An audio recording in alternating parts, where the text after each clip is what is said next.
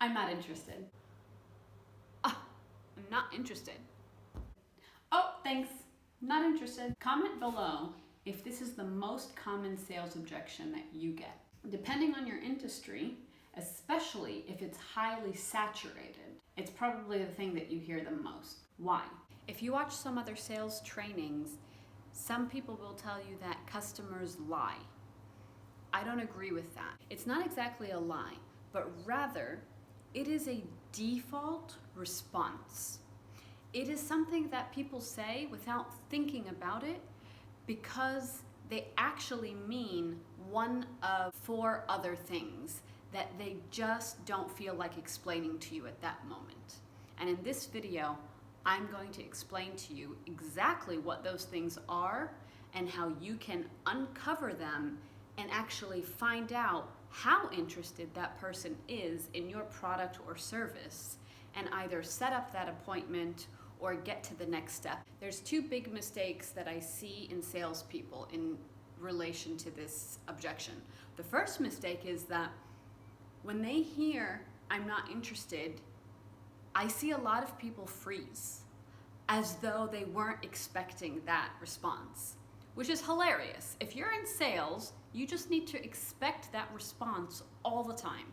That is the thing that you are going to obsess over, that they are going to tell you every single time. You should actually be shocked if they don't tell you, "I'm not interested," but don't show them that you're shocked.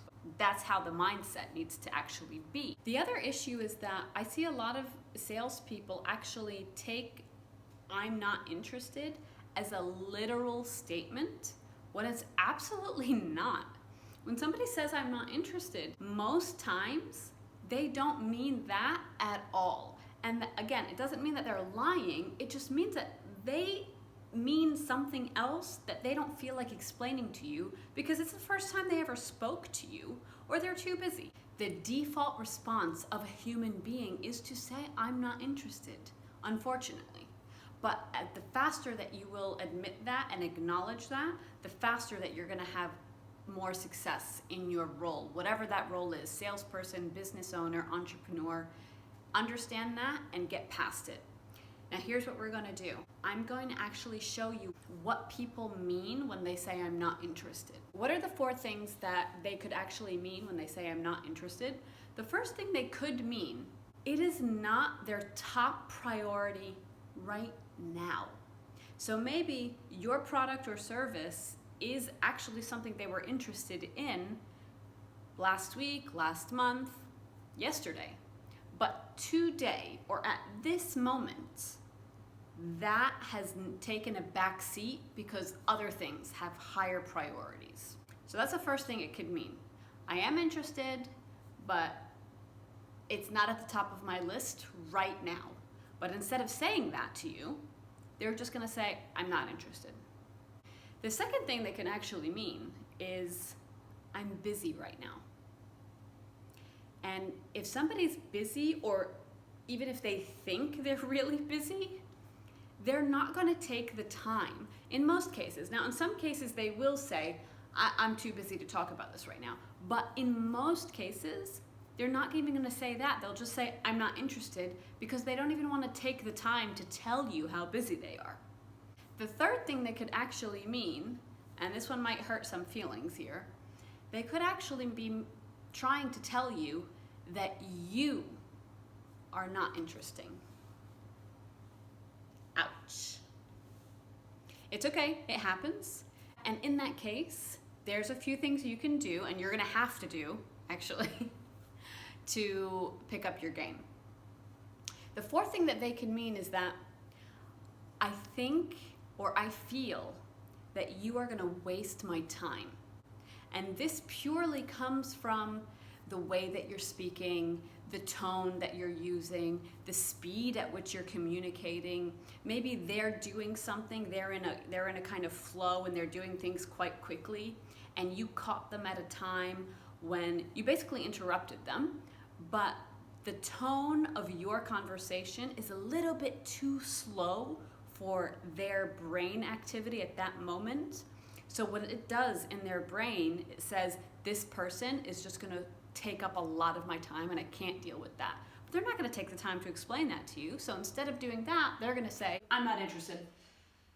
What they really mean is, I feel like you're going to waste my time. And although I would like to know more about that product or service, I can't do it right now, and I definitely can't do it with you. now, if you want to learn more about how you can actually improve your telephone skills and your communication in general, you can watch this video right here. Now, here's your job. Find out which one of these 4 real objections they actually mean. How do you do that? I'm going to show you right now. There's 2 very, very simple questions that you can ask, and you have to ask it in the right way. And like everything I teach, it takes practice. So this is not something that you're going to get right on the first time. You're going to have to do it repeatedly. You're going to mess up in the beginning. That's okay. That's normal. And you just have to keep going. Now, the first key, and this is absolutely critical, and I see a lot of people skipping this part, which is detrimental. You have to agree. And the simplest way to do that is to say, okay.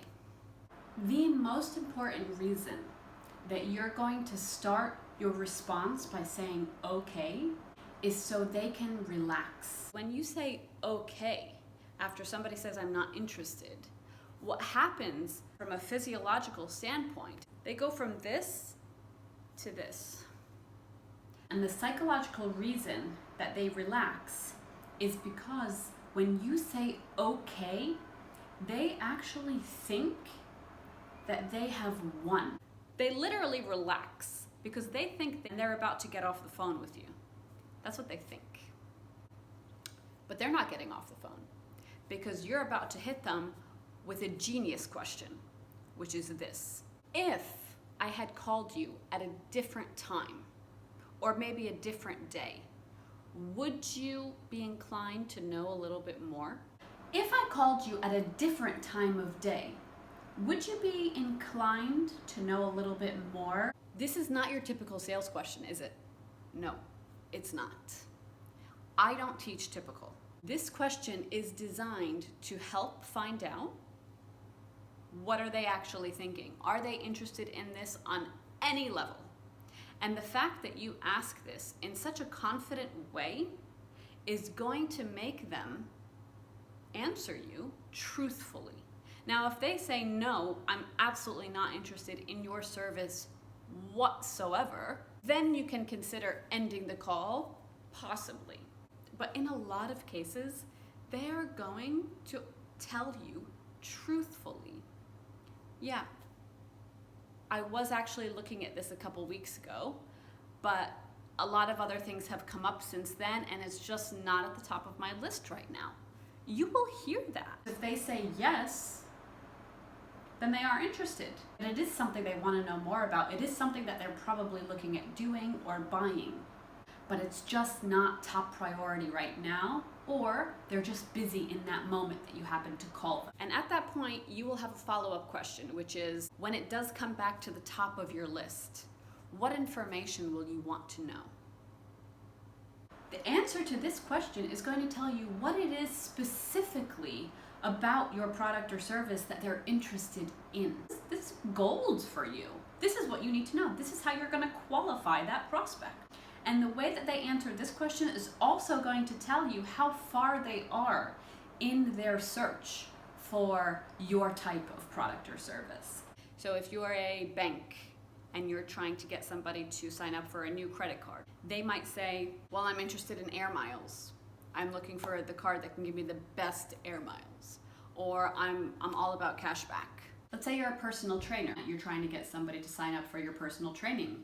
You ask them the same question. Maybe their answer is, well, at that time that you called me, what I would want to know is how much do you charge?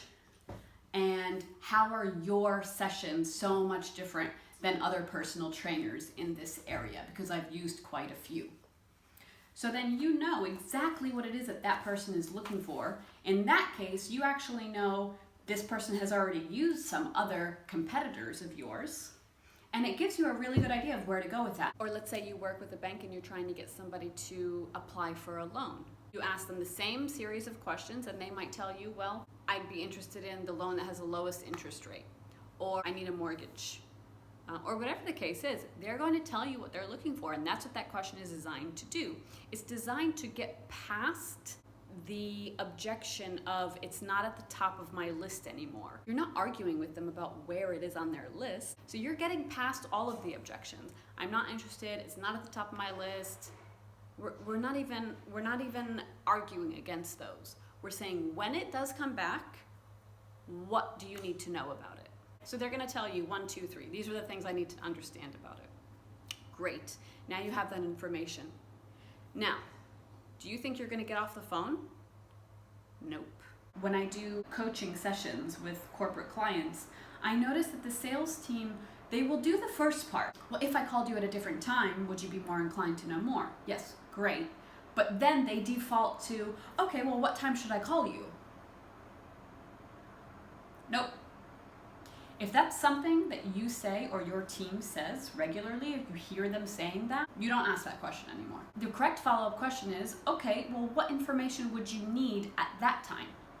You're not asking when you're going to call them. You're asking, what do they want to know about your product or service? Do you see how different this is and how much further this is going to take you in your sales discussion with that prospect? After they tell you what it is that they're interested in, what you're going to ask them is, again, you're going to agree. You're going to say, okay, which again makes them relax. And then you're going to say, well, I can actually give you that information in about 30 seconds. Would you like to know it now? 30 seconds is not that much time because they probably spent about 30 to 60 seconds talking to you about what they're looking for. And they've already been on the phone with you this long. You're doing a lot of things correctly already, which means that they like you. You don't need to question that. On some level, whether consciously or subconsciously, they like you. They think you're smart, different, refreshing because you're still on the phone with them and they're talking to you. So do not be afraid to ask this follow-up question, which is again, well, I can give you this information in about 30 seconds. Would you like to hear it now? In most cases, guess what they're going to say? Yeah, they're going to say yes. The second question you can ask is, if somebody else had called you that could explain the benefits a little bit better, would you have preferred that instead? You can be honest. I don't mind. I'm kind of new here anyway. Okay. If somebody else had called you and maybe could explain the benefits a little bit better, would you prefer that? This question, if they say yes, then this question will tell you very quickly that unfortunately they just don't like you, or they think that by the tone of your voice or the way that you're speaking or the speed of your communication or maybe the professionalism that they hear is making them feel that you might waste their time or you might take up too much of their time. And the state of mind that they are in at that particular moment, they cannot deal with that. That's okay though, because you were smart enough to ask this question and get that answer. So if they say yes, now you know what it means. Don't take it personally. This is your chance to improve. And then you want to ask a follow-up question, which is, okay, well, when that person calls you, what kind of information would you want to know? Let them tell you. And then you're going to go right into a variation of that last question. So in this scenario, you're not going to say, well, I can give you that information, because remember, the first question you asked them was, if somebody else called you, would you be more likely to want to know some more information? So the last question that you're going to ask is, after you get some information from them, you're going to say, well, I actually have my colleague, a consultant, my manager right here, and they can give you that information in about 30 seconds. Does that sound good? Now, guess what? If you're on the phone with them this long, most times they are going to say, okay. because you have done everything correctly up to this point. You've been interesting enough, you've been concise enough, you've been to the point, you've extracted enough information to keep them on the line and with you, where at the beginning they were telling you they're not interested, and now all of a sudden they forgot they told you that in the beginning of the phone call because you're so good on the phone that they end up saying, okay, sure, tell me, 30 seconds, let's go. Now, I'm a very direct person, but if you were to ask certain questions in a direct way with somebody you don't know in a cold calling scenario, the only thing you're going to get is confrontation. So for example, the things that you should never ask when somebody says, I'm not interested is, why are you not interested? When you ask a person a why question, it immediately puts them on the defensive from a psychological standpoint. There's a great book called Never Split the Difference. I will link it in the description below.